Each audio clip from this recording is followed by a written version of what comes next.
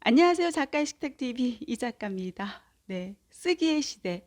그런데 우리 아이들은 왜 쓰는 걸 싫어할까요? 예. 우리 초등부모님들 자녀들의 글쓰기에 대해서 관심 많으시죠? 그게 아닌 게 아니라 요즘 이제 우리 초등 학생들부터 이제 해당이 됩니다. 뭐 고교학점제에 뭐 입시 변화 예상이 되고 있습니다. 2028년에는 논서술형 수능, 미래형 수능 도입을 검토하고 있다. 이런 이야기까지 나오고 있습니다. 거기다가 뭐 중학생들, 우리 고등학생들 예 보면은 수행평가 예 쓰는 일이 정말 많다고 하잖아요. 예, 그래서 지금 이 초등 시기부터 예, 그런 어떤 기초력, 예, 쓰기에 있어서의 어떤 기초력을 잘 다져줘야 한다는 거예요. 예, 전 시간에도 얘기했지만 쓰지 않던 친구들, 전혀 써오지 않았던 친구들이 나중에 중학교 올라가서 예, 수행평가 만나게 되면은 너무 괴롭거든요. 실제 이제 저희가 중학생 수업을 진행해 본 결과 중학교 올라가 가지고 어떤 점이 가장 많이 달라졌어? 했을 때 그 답변이 바로 쓰기가 정말 많아졌어요. 이 답변이 정말 많았거든요. 그리고 손이 아파요. 예. 왜? 써오지 않았기 때문입니다. 이게 뭐 국어 과목뿐만이 아니에요. 전 과목에 있어가지고 예, 수행평가에 있어서 쓰기 굉장히 중요하다는 거예요. 그래서 이제 초등 시기부터 글쓰기에 대한 관심들 굉장히 높아졌는데, 그런데 우리 아이는 쓰는 걸 정말 싫어합니다. 힘들다고 합니다.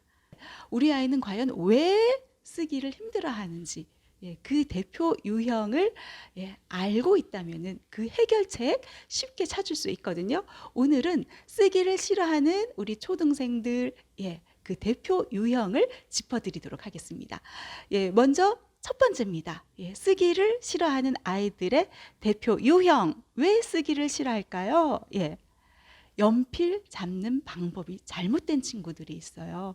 저도 글쓰기 수업 이렇게 진행을 할 때 보면은 놀랄 때가 있어요. 그래서 뭐 3학년 다 돼서 4학년 다 돼서 온 친구들인데 연필 잡는 게 정말 이상하게 잡고 쓰고 있는 거예요. 근데 너무 신기한 거예요. 이상하게 예, 연필을 잡고 있는데 예, 쓰고 있는 거예요. 꾸역꾸역. 불편하지 않아? 그러니까 아니요. 오, 요렇게 연필 쥐었다가는 너 나중에 쓰는 거 정말 힘들어져. 예, 바른 자세로 교정해서 써 나가자 하면은 친구들이 그동안 길들여온 그 연필 잡는 어떤 습관이라는 게 있잖아요. 그동안 길들여져 왔기 때문에 예, 오히려 지금 내가 쓰는 그 자세가 더 편하다는 거예요. 바꾸려 들지 않는다는 거예요. 예. 그래서 우리가 부모님들이 잘 체크를 해 주셔야 될 게 예, 우리 아이들의 연필 잡는 자세 바른지 올바른 자세로 연필을 쥐고 있는지 그것부터 체크를 해 나가야 합니다. 어떤 친구 같은 경우는 학교에서 이제 방과후에서 서예 공부를 했다고 합니다. 예, 저도 서예 초등 시기부터 대학교까지 예, 취미 생활로 쭉 예, 뭐 동아리 활동까지 이어져 왔기 때문에 저도 잘 알고 있는데요. 예, 서예 붙잡는 거, 연필 잡는 거랑 굉장히 다르죠. 예. 그런데 그렇게 서예 이 붙잡는 것에 익숙하다 보니까 연필 잡는 것 또한 예, 서예 쓸 때 그 잡는 방법으로 쓰고 있다라는 거예요. 그동안에 4학년 때까지 그렇게 연필을 쥐고 왔다는 겁니다. 그러면 교정하기가 얼마나 힘들겠어요. 그런데 지금 바로 잡지 않으면 나중에 어떻게 된다? 예, 중학교 올라가서 고등학교 올라가서 나중에 쓰는 일이 너무너무 힘들어진다는 겁니다. 지금 초등 시절에는 그렇게 많이 쓰지 않거든요. 근데 예, 우리 중학교 선배가 이야기했듯이 중학교 올라가면 쓰는 일이 굉장히 많아집니다. 예, 그래서 실제 어떤 친구는 예, 손이 아파서 그게 너무 괴롭다. 그렇게 말할 정도인데, 왜냐하면 안 써왔기 때문에. 그것도 습관이 되어 온 친구들은 그렇게 힘들지 않습니다. 그리고 연필 잡는 자세가 예, 바른 친구들은 그렇게 힘들지 않아요. 근데 잘못 쥐는 경우도 문제지만 연필을 쥐고 힘을 줘서 글을 쓰는 친구들 있죠. 이 또한 힘들어집니다. 손에 힘이 들어가면은 나중에 예, 이거 힘 빠져가지고 어떻게 글을 쓰려고요. 예. 쓰기 힘들어하는 친구, 쓰는 걸 싫어하는 친구를 첫 번째 이제 살펴봐 주실 게 우리 아이가 바른 자세로 연필을 쥐고 있는지 혹은 글을 쓸 때 힘을 주고 글을 쓰고 있지는 않은지를 예, 살펴볼 필요가 있다는 것입니다. 그리고 두 번째 유형입니다. 두 번째 유형 어떤 게 있을까요? 예, 만족하는 거예요. 자기 자신을 만족하는 거예요. 예, 쓰기 그렇게 많이 쓸 필요가 있어? 이런 생각을 갖고 있는 겁니다. 네, 우리 학교에서 선생님들 수업 진행할 때 보통 이제 평균치로 평균 그 중간 아이들을 기준으로 잡아가지고 수업을 진행한단 말이에요. 그렇게 못하는 아이도 따라오게끔 그렇게 기준을 잡고 수업을 진행을 하고 있는데, 이 중간 아이들이 나보다 못하는 친구 있는데, 나보다 안 쓰는 친구 있는데 해서 그냥 자기 만족하는 경우도 있다는 거예요.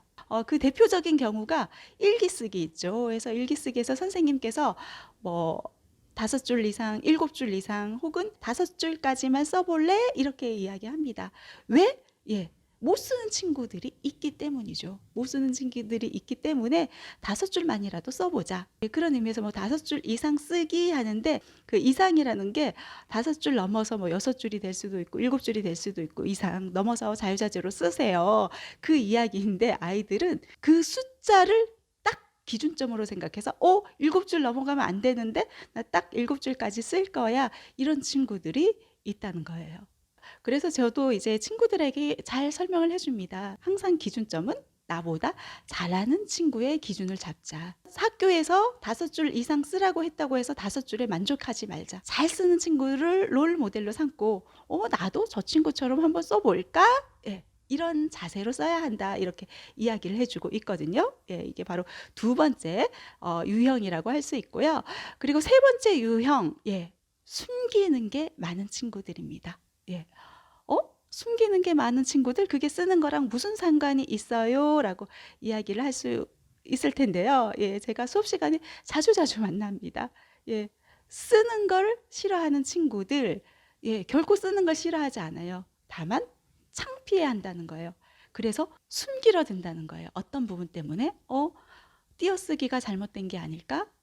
맞춤법이 잘못된 게 아닐까? 혹은 내가 쓴 거 잘못돼가지고 남들이 웃는 거 아니야? 놀리는 거 아니야? 이런 마음가짐. 사실은 글이 뭐 잘못된 게 아닌데, 그 친구들은 왜 그렇게 될까요? 그래서 뭐 엄마들을 보고 이제 뭐 지적하지 말라, 그럼 다 잘한다 잘한다 이야기를 하라, 뭐 그런 어떤 조언들 많이 들으실 겁니다. 그런데 그렇다고 해서 아이들은 잘못된 방향으로 가는데 잘한다 잘한다만 할 수 있는 게 아니잖아요. 바른 방향으로 이끌어줘야 한단 말이에요. 그래서 우리 친구 계속 숨기고 안 쓸까봐 지적하지 않을 테니까 조금만 쓰면은 잘한다 잘한다 이렇게 해줘야지. 결코 아니라는 겁니다. 아이들에게 잘 설명하고 상처받지 않도록 얘기하면서 교정을 해줘야 된다는 거죠. 그리고 저도 수업 들어갈 때 친구들에게 이야기합니다. 여기서는 모든 거를 이제 내려놓도록 합니다. 솔직하게, 우리 솔직하게 들어가 보자. 띄어쓰기 못한다고 해서 웃을 사람 아무도 없고, 너가 글 썼다고 해서 웃을 친구들 없다. 지금은 못할 수도 있어. 지금 너희들 초등학생이잖아. 어른들도 못하는 경우 많은데, 지금 못한 거는 마음껏 이 자리에서 우리 내려놓고 보여주고 더 당당히 드러내자. 그러면 선생님이 잘못된 부분들 바르게 잘 교정해 주도록 할게. 더 나은 방향으로 가고 싶지, 더 좋은 길로 가고 싶지, 너희들이 울퉁불퉁 너무 좁은 길로 가는데 가시덤불 길 가지 않도록 선생님이 잘 인도해 줄게. 그러니까 지금 이 순간은 솔직하게 모든 거를 비우고 당당히 드러내자. 이렇게 사전에 이야기를 합니다. 그리고 결코 지금 띄어쓰기 틀린다고, 맞춤법 틀린다고 창피한 게 아니야.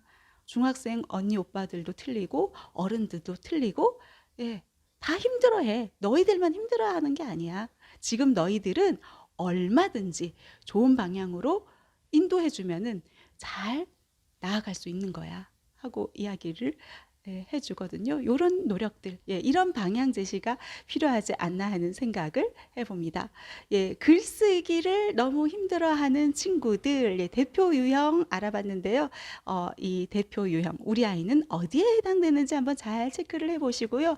그 유형을 파악했다면 우리 아이들에게 어떤 방향을 제시해 줄 수 있는지 그 답이 보일 거라 여겨집니다. 다음 시간에 뵙도록 하겠습니다. 감사합니다.